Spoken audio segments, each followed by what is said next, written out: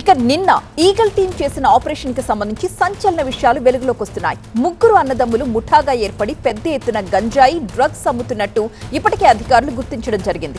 హైదరాబాద్ బాలానగర్లోని ఒక ఇంట్లో వాట్సాప్ ద్వారా మత్తు పదార్థాల్ని అమ్ముతున్నట్టు తెలుసుకున్న అధికారులు కొన్ని రోజులుగా నిఘా పెట్టి ఈ ఆపరేషన్ నిర్వహించారు.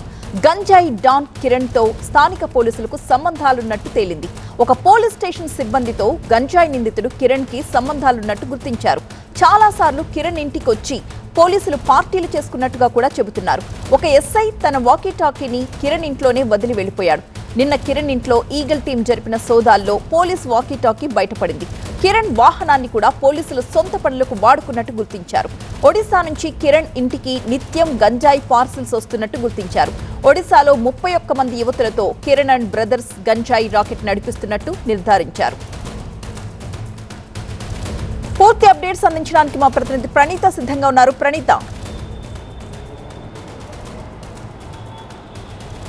నిన్న ఈగల్ టీంపై దాడికి పాల్పడినటువంటి వ్యక్తులకు ఇప్పటికే కోర్టు రిమాండ్ కూడా విధించింది. కాసేపు క్రితమే వాళ్ళని చెంచల్గూడ జైలుకి సైతం తరలించారు. అయితే ఈ ఓవరాల్ ఎపిసోడ్లో పోలీసుల ఈగల్ టీంకి బయటపడుతున్నటువంటి విషయాలు ఏంటంటే, స్థానికంగా ఉన్నటువంటి పోలీసులతో ఇప్పుడు అరెస్ట్ అయినటువంటి బొల్లా కిరణ్ అనేటువంటి మెయిన్ గంజాయి సప్లయర్ ఎవరైతే ఉన్నారో, సో అతనితో స్థానిక పోలీసులకి సంబంధాలు ఉన్నాయి.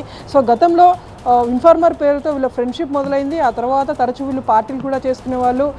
చాలా సందర్భాల్లో కిరణ్ ఇంటికి వీళ్ళు వచ్చేవాళ్ళు అనేటువంటి సమాచారాన్ని కూడా ఈగల్ దర్యాప్తులో బయటపడింది. సో ఒక ఎస్ఐ వాకీటాకీ కిరణ్ ఇంట్లో దొరకడానికి ప్రధాన కారణం ఏంటంటే, గత కొద్ది రోజుల క్రితం బోనాలకు సంబంధించినటువంటి పార్టీ కూడా ఇక్కడ చేసుకున్నారు. సో దాంట్లో భాగంగానే కిరణ్కి సంబంధించినటువంటి వెహికల్లో ఒక ఎస్ఐ, స్థానిక పోలీస్ స్టేషన్కి సంబంధించినటువంటి ఎస్ఐ తన వాకీటాకీని అదే వెహికల్లో పెట్టి మర్చిపోయారు. సో అసలు కిరణ్ ఇంట్లో వాకీటాకీ ఎందుకు ఉందని చెప్పేసి పోలీసులు ఆరా తీయగా ఈ విషయం అంతా కూడా బయటపడింది.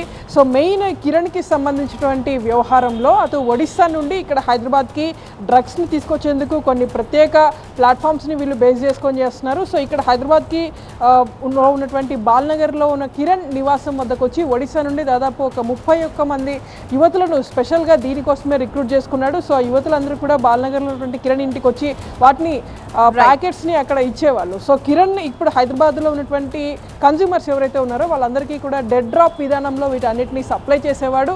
సో ఫర్దర్గా కిరణ్కి సంబంధించినటువంటి నెట్వర్క్ పైన ఈగల్ టీం దర్యాప్తు చేస్తుంది. Right, thank you.